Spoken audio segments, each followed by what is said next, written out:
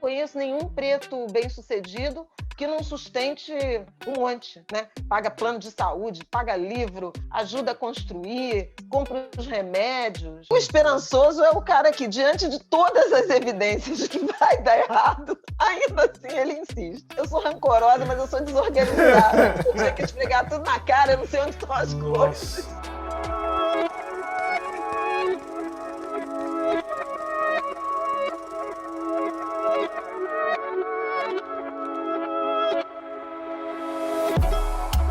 Olá, bem-vindos ao Entre Linhas, um prazer estar aqui com vocês mais uma vez. E hoje é um dia muito especial porque hoje eu vou conversar com uma pessoa porque eu tenho grande admiração, mas não só eu, o Brasil todo, uma das jornalistas mais importantes do país, uma formadora de opinião e também, eu tenho que dizer isso, é uma amiga também, uma pessoa muito querida que tem me ajudado também a tomar uma série de decisões, não só naquilo que me fala, mas também naquilo que vejo ela fazer.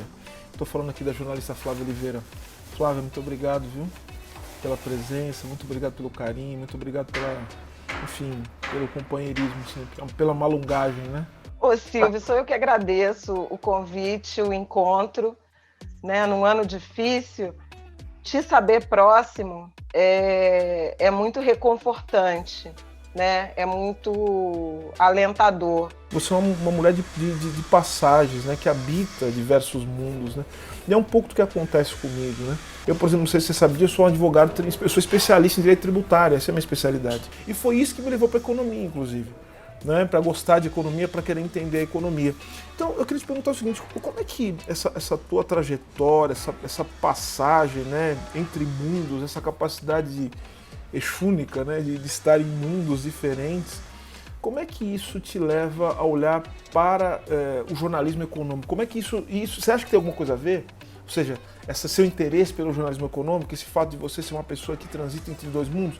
E aí eu vou te encaixar uma outra pergunta. Se você se interessa pelo jornalismo econômico, isso tem alguma coisa a ver? No que isso modifica a sua visão sobre a economia, sendo você uma pessoa que veio de onde você veio? No começo de tudo era Irajá, né? O princípio é Irajá. A minha grande formação, né? Eu fui forjada no subúrbio carioca. E o subúrbio carioca foi forjado em Irajá. Eu gosto de brincar com as pessoas, porque tudo era freguesia de Irajá, o que virou Madureira, né? O que virou Oswaldo Cruz, até quase Jacarepaguá, era tudo freguesia de Irajá. Então, foi esse o barro que me moldou. Então, é importante pensar nessa formação de origem, porque muita gente que me vê hoje até menos, porque isso já está mais introjetado. A minha ligação, por exemplo, com o samba, ou com a Umbanda e o Candomblé, com as religiões de matriz africana, ou com o subúrbio e essas travessias que você mencionou. Mas tudo isso só foi possível por conta desse ponto de origem.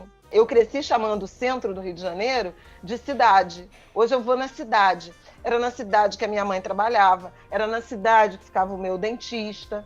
E essas travessias, elas são muito comuns a quem vem do subúrbio. A gente tem um domínio e uma capacidade de circulação pela cidade, pelos territórios, que não está presente em todos os moradores da cidade, principalmente dos que habitam as áreas nobres, ditas nobres. Quer dizer, a gente fazia compra de Irajá em Madureira. Então, Madureira guarda o samba, guarda o mercado popular. A minha mãe era baiana, né, que veio para o Rio, saiu do Recôncavo. A gente ia à Feira de Caxias, comprar caranguejo na corda. Para ir à praia, né, a gente ia em Copacabana ou na Praia do Flamengo, depende do quanto tinha de dinheiro da passagem. O que você está me falando dessa sua experiência de Irajá, né, falando da formação do subúrbio, o subúrbio carioca, assim como as outras periferias do mundo, são lugares em que estabelecem trocas, que vão além das trocas mercantis, das trocas simbólicas, né?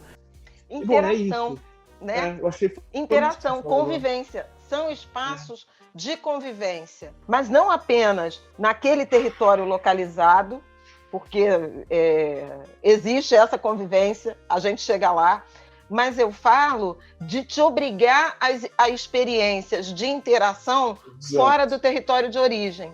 E o Rio de Janeiro, com suas desigualdades e a escassez, né, de serviço público muito amplo, ela te obriga à interação com outros territórios, dependendo de qual seja o seu projeto de vida ou suas necessidades de existência. Porque, na verdade, foi essa necessidade de travessia, né, que me levou ao jornalismo econômico. E foi tudo um percurso meio acidental, não calculado. A professora chamou a minha mãe, mais ou menos quando eu estava na 3ª ou 4ª série, dizendo que achava que eu era muito inteligente para aquela escola, que ela devia procurar uma escola melhor para mim. Essa foi a grande decisão que determinou o que eu me tornei. Porque ali no ginásio me chegou um panfleto de uma escola particular do bairro também, de Vaz Lobo, na verdade, o bairro vizinho, que tinha um cursinho preparatório para fazer prova para o 2º grau. Não tinha vaga para todo mundo. Eu passei para a ENSE, Escola Nacional de Ciências e Estatísticas. Mas o fato de ter passado para a ENSE me fez fazer o curso técnico de estatística, lá na Escola Nacional de Ciências e Estatísticas. Então, quando eu fui convidada para a minha primeira experiência em jornalismo, foi um professor da faculdade que me indicou para o Jornal do Comércio, que era um jornal de economia, não o mais importante, mas o 2º mais importante àquela época. O Valor nem sonhava em existir, era a Gazeta Mercantil, e o Jornal do Comércio no Rio era um celeiro de formação de jornalistas de economia. E porque eu tinha esse domínio dos números, da interpretação dos números, coisa que não é muito comum na faculdade de comunicação, normalmente as pessoas entram, quero fazer televisão, quero fazer cultura, quero fazer esporte, né? Um pouco cidade, assim, cobertura de violência, né? Cobertura policial e tal. Foram as oportunidades que se abriram, foi no jornalismo econômico. Então não foi uma coisa de... A economia foi chegando na minha vida a partir das oportunidades que se abriram. Me parece que o jornalismo econômico é uma espécie de campo de altíssima nobreza do jornalismo, né? Ou seja, me parece, porque é delicado, porque envolve também uma série de questões que vão desde os interesses econômicos até questões de natureza ideológica. Então, tem que ter muita capoeiragem assim, para você poder estar no jornalismo econômico. E outra coisa, você inevitavelmente é uma mulher preta, né, falando de jornalismo econômico. Ou seja, você é um corpo preto falando de economia. E eu, Flávia, e sendo bastante sincero com você, é muito surpreendente porque você faz jornalismo econômico e você fala de um tema que é muito difícil de se falar no Brasil, que é a desigualdade. Na verdade, tem muita gente que acha assim, realmente é preciso coragem, como é que você lida com isso e tal, mas quando foi que eu não lidei com isso, né? É isso, a nossa existência, ela já demanda essa coragem e essa ousadia, essa intromissão. A gente que experimenta mobilidade social, sendo preto de periferia, né, a gente já é, na essência, né, corajoso, cara de pau, sem noção, qualquer dessas classificações, adjetivos, elas se aplicam. Depende de quem olha. O que eu acho que você falou é o seguinte, né? É uma coisa que eu percebi há pouco tempo. Eu só comecei a dar um sentido para minha história em retrospectiva. Porque, na verdade, a gente vai vivendo, né? A gente vai vivendo, a gente vai fazendo as coisas, a gente vai decidindo na contingência e só depois, assim... E, na verdade, Flávia, o que eu fico pensando é que a nossa história continua caótica, né? Só quem for escrever nossa biografia é que vai poder dar um sentido para isso. Nem a gente é que vai ter condição de dizer que bagunça é essa que a gente produziu. Eu tento muito fazer reconstituir essa história à luz até das coisas que eu estudo, né? Estatística, um pouco economia, para dar algumas explicações. Por exemplo, ser filha única, eu acho que é determinante, porque se eu fosse a filha mais velha de uma família numerosa, que era típica do subúrbio, né, da minha época, eu acho que eu teria que ir mais para o mercado de trabalho. Isso explica ser negra, de uma mãe chefe de família, né, uma família monoparental. Essa perspectiva de dividir só um salário com nós duas, então não tinha mais boca para comer. Isso me permitiu me dedicar mais ao estudo, né?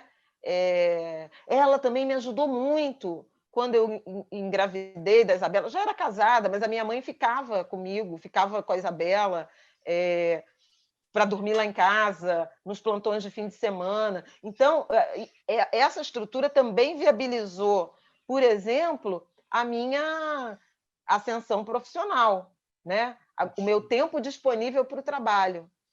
E isso é uma coisa que está na gênese do nosso povo, né? Isso, principalmente das mulheres. As mulheres se ajudam.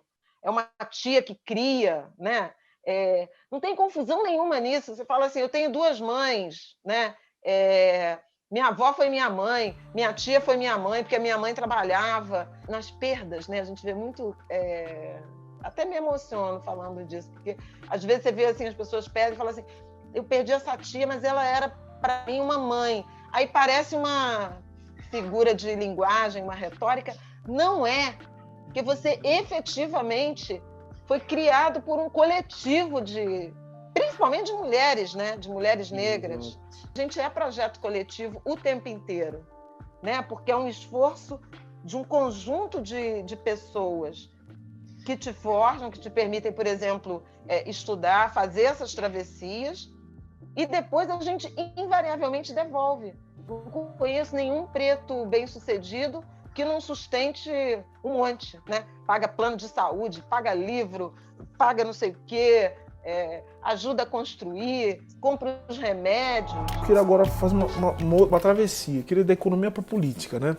Então, eu queria te ouvir sobre algo que tem me intrigado. Aquilo que vem acontecendo desde 2015, né, que começa com a Marcha das Mulheres Negras, né, e que abre as portas da política, pelo menos da representação política, dos congressos para as mulheres negras, que elas conseguem, portanto, vitórias importantes. Estou falando aqui da Marielle Franco, em 2016, estou falando da Áurea Carolina, e agora com esse fenômeno da eleição, né, de mulheres negras para os parlamentos. Em Curitiba você teve a primeira vereadora negra, né?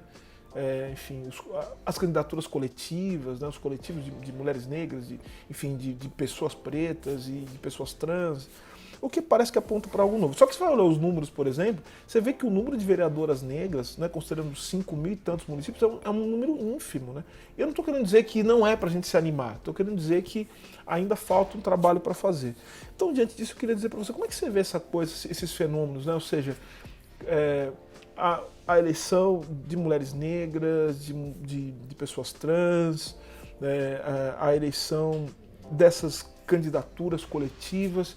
Você vê que isso, você enxerga nisso um sinal de mudança diante desse cenário, que na minha opinião é um cenário catastrófico, sim, catastrófico. Eu acho que, e quando eu falo catastrófico, vamos mudar catastrófico, né? Pode ser um cenário apocalíptico. E apocalipse... Não sei nem se é melhor ou pior. Não, é que apocalipse é diferente, porque o apocalipse ele não é o fim, né? Ele é um novo começo, né? É essa a questão. Né? Oxaguiânico. Oxaguiânico, apocalíptico, ragnarótico, sei lá, como é que você queira chamar isso aí? Olha, Silvio, eu sou tipicamente uma esperançosa. Eu gosto mais da palavra esperançoso do que otimista. Porque eu ouvi, eu acho que foi o pastor Henrique Vieira, que uma vez numa mesa, ele dizia o seguinte, que o pessimista é um cara que diante de todas as evidências, conclui que não vai dar certo, que vai dar tudo errado. O otimista é o cara que, diante das evidências, conclui racionalmente que vai dar certo. E o esperançoso é o cara que, diante de todas as evidências de que vai dar errado, ainda assim ele insiste. Eu vejo esse momento com alguma dose, com muita indignação, obviamente, mas com alguma dose de até euforia. Sabe por quê? Porque a gente está olhando para frente, a gente está olhando esse momento, né, o presente, e tentando, a partir desse presente, projetá-lo adiante. E aí você fala, pô, realmente está muito difícil de sair desse buraco e tal e tal. Mas vamos nos teletransportar para janeiro de 2020 e pensar o que se via adiante. Era muito pior. Não tinha pandemia. E sem pandemia, era uma projeção muito pior do que a gente está vendo hoje. Eu não estou dizendo que a pandemia não é... Gente, claro, é o momento mais grave em um século e tal. A pandemia é uma grande desgraça, é isso? É a maior desgraça das nossas gerações.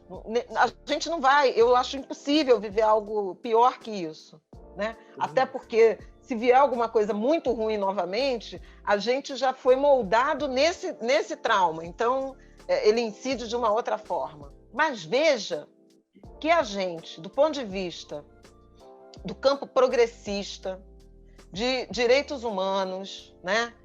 De luta por direitos, a gente começou 2020 completamente derrotado,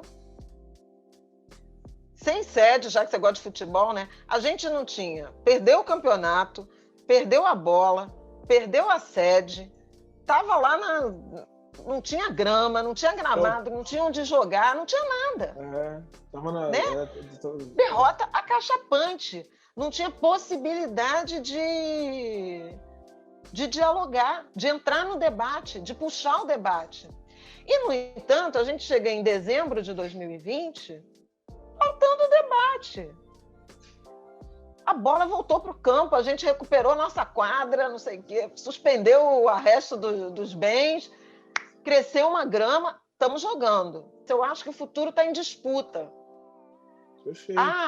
É pouco? Mas ele não estava em disputa, ele estava perdido. Nunca teve uma adesão, né, e um reconhecimento tão robusto da importância do Sistema Único de Saúde, da importância de política social de transferência de renda, da assistência social. Nunca teve. Nunca teve nenhum debate crítico, e eu sei disso, e às vezes até me ressinto, né?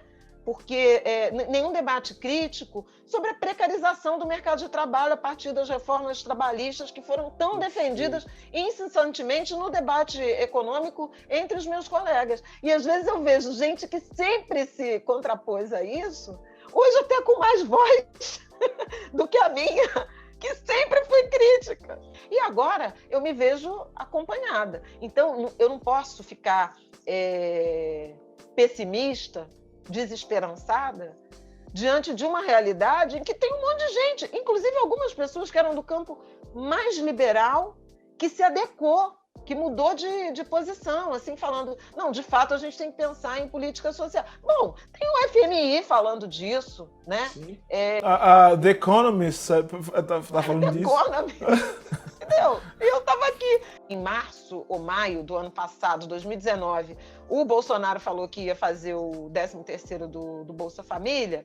Eu fiz uma coluna falando Bolsa Família do Brasil. É um programa, uma política de Estado, não é de governo, acertou em acenar para isso, embora tenha errado. Talvez fosse melhor aumentar o valor do que criar o 13º. A pegadinha é que o 13º ele pode tirar, como esse ano não terá, né? E um aumento real ou uma mudança de faixa seria uma mudança definitiva. Escrevi tudo isso. Aí um internauta na rede social, que bom que você está elogiando o presidente Jair Bolsonaro, você que é tão crítica. Eu falei, querido, quem veio na minha direção foi o seu presidente. Eu defendo isso há muito tempo. Eu defendo política de transferência de renda, o combate à pobreza, à desigualdade. Eu acho que transferência de renda faz a economia girar. Dizia isso, escrevi isso, tá aí. É que eu sou desorganizada. Eu sou rancorosa, mas eu sou desorganizada. Eu tinha que esfregar tudo na cara, eu não sei onde estão as coisas. Eu acho que ser esperançoso é outra coisa. Ser esperançoso é você reivindicar o impossível, você se mobilizar. Eu gosto muito do termo do Ernst Bloch, né? Você caminhar em direção ao sonho do meio-dia, sabe? É você se dirigir ao ainda não, né? Ou seja, ainda não. O Krenak fala empurra o céu, né?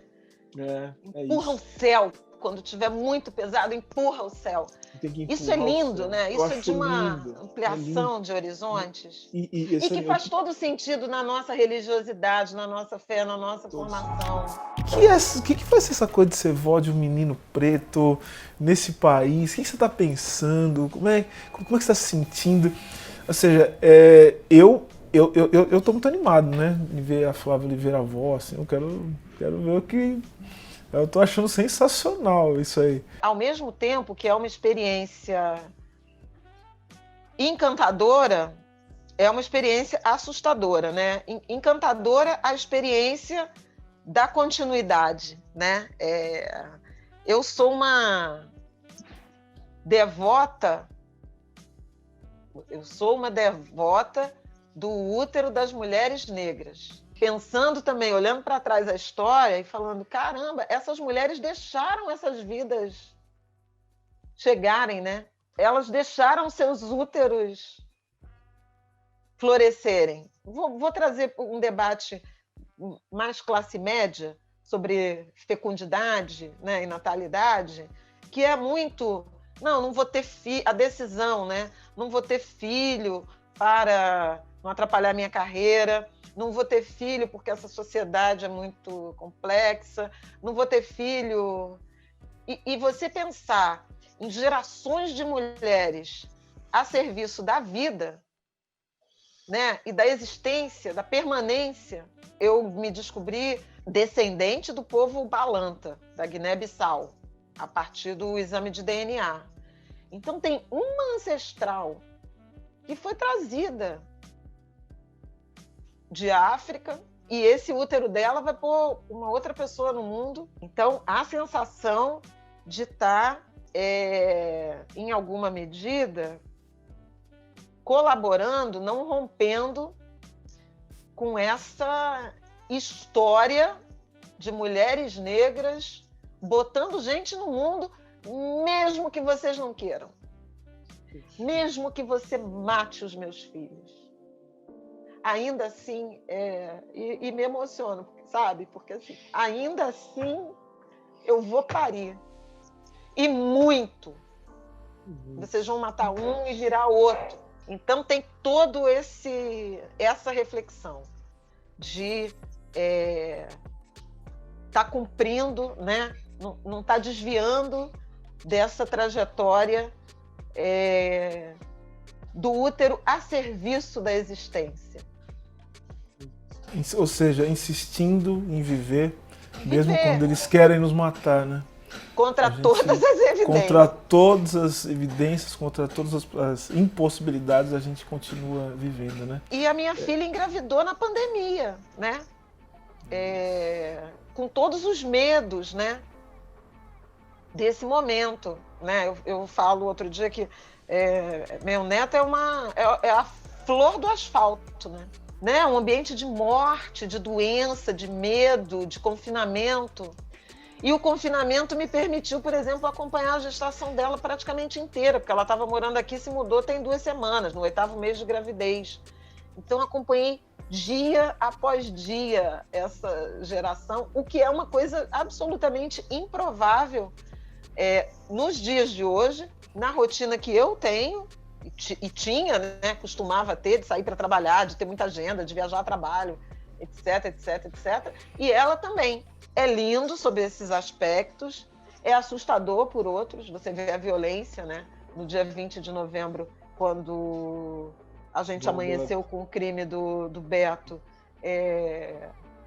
a Isabela fez um tweet falando: não me marquem nesse vídeo porque eu estou grávida de um menino negro e eu preciso pensar sobre por que eu decidi ser mãe de um menino negro, por que eu decidi ser mãe. Ela questionou a história lá do útero, né? Sim. E eu tive que ir lá responder. Não tema, porque a gente está trabalhando para que ele não viva isso. Tem que interromper esse ciclo de morte. A gente não dá para, sabe, para ficar... não dá. A gente que tá aqui, que tem... Quem tem, quem não tem, a visibilidade que nós temos que parar o ciclo de morte. Nós precisamos iniciar um ciclo da vida, sabe? E permitir que a vida abra espaço. Mas eu acho que sempre foi assim, né? Acho que não é uma novidade. Assim, eu acho que essas questões, esses dilemas, elas sempre nos aparecem. Sim.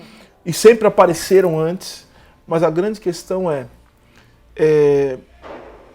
eu tenho por mim que eu, assim, já há algum tempo que eu estou abrindo uma estrada para que a vida possa florescer, sabe?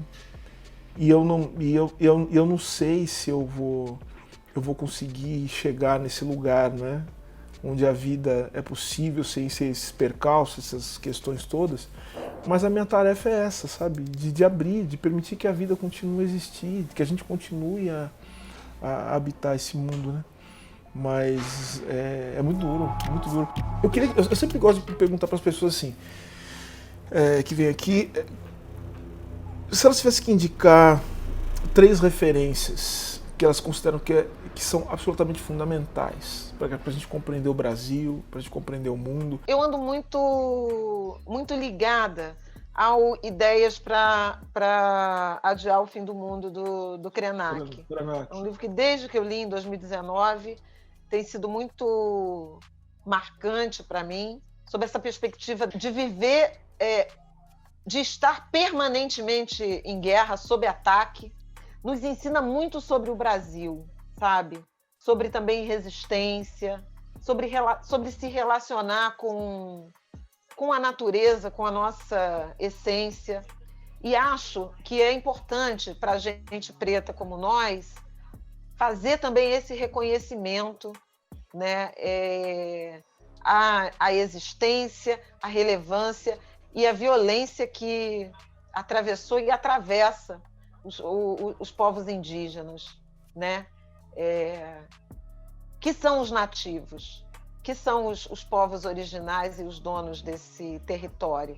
Então, no sentido desse respeito também que a gente reivindica e que a gente também precisa entregar aos povos indígenas. A nossa negritude, é uma situação existencial. Ela não está ligada só à cor da pele, né? Também, mas não está ligada às suas características físicas, que são dispositivos, né? No qual a negritude se estabelece, o ser negro se estabelece. Tem uma relação inextrincável, né? Assim, indissociável com a cultura indígena. Ou seja, a nossa negritude ela não se separa, portanto, da nossa reverência, da nossa ligação com os indígenas no Brasil. Né? Eu queria falar de Quarto de Despejo, né, de Carolina Maria de Jesus. Acho que é essencial para entender o Brasil. Mas não é só porque traz a mulher negra, favelada, que escreveu um livro, como de modo geral, o Brasil se acostumou a ver Carolina. Mas entender, porque aquilo é tão Brasil, aquela intelectualidade, aquela capacidade criativa, de linguagem, de produção de narrativa, de uma mulher preta, favelada, mãe, catadora, todas as camadas estão ali. ver Quarto de Despejo sob essa ótica, Carolina Maria de Jesus, Quarto de Despejo, é Ratos e Urubus, do Joãozinho 30. Sou da vida um mendigo, na folia eu sou rei. É Lélia Gonzalez, né? Quando ela traz também, né? Quando ela fala o lixo vai falar, né? A construção da vida no precário, né? Exatamente, mas com muita riqueza, com muita né? potência, com muita tecnologia. Perfeito. E se eu for indicar uma música, é uma música até que eu pensei agora, desde ontem eu tô com essa música na cabeça, que é o Milagres da Fé, do Caetano, que é quem é ateu e viu milagres como eu. Quem descobriu o Brasil foi o negro que viu a crueldade bem de frente e ainda produziu milagres de fé no extremo ocidente. Nossa, que lindo. E por você ser de Xangô, Ojuobá, Caô Cabecilê. Caô Cabecilê, Caô meu pai. Muito obrigado. Nem me toquei que era Xangô, até me arrepiei, ó. Não, eu também, tô arrepiado. Você foi falar disso, fiquei todo arrepiado agora. Eu queria te agradecer profundamente, dizer que você... É engraçado, né? A gente se conhece não faz muito tempo, mas você é uma das pessoas mais queridas, você é uma das pessoas mais queridas que eu tenho, sabe?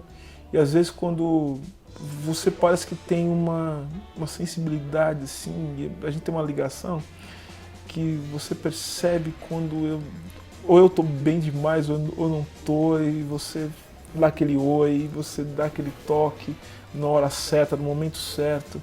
Isso é um tipo de conexão que acho que não tem nada que possa explicar, pelo menos nada que possa explicar e que a gente possa acessar imediatamente, né? Então, eu queria te agradecer. Eu sinto mesmo, Silvio. Você é minha irmã. Você é minha irmã. Muito, muito, muito, muito próximo. E com todo esse imaterial envolvido, porque não são coisas que são racionalizáveis, não tem explicação, e eu já nem cobro, eu já aprendi que é assim. Bom, e com isso a gente encerra o Entre Linhas. Eu quero agradecer a você que ficou até agora ouvindo essas maravilhas e vendo essa maravilha que é a Flávia Oliveira. Eu vou pedir a você, né, que se gostou, tiver alguma pergunta, quiser fazer um comentário, pode fazer, o espaço é livre. Dê o seu like, aperte o sininho para acompanhar as próximas novidades do canal. Muito obrigado a todos e todas. Um grande abraço. Muito obrigada, abraço e agradeço. Axé!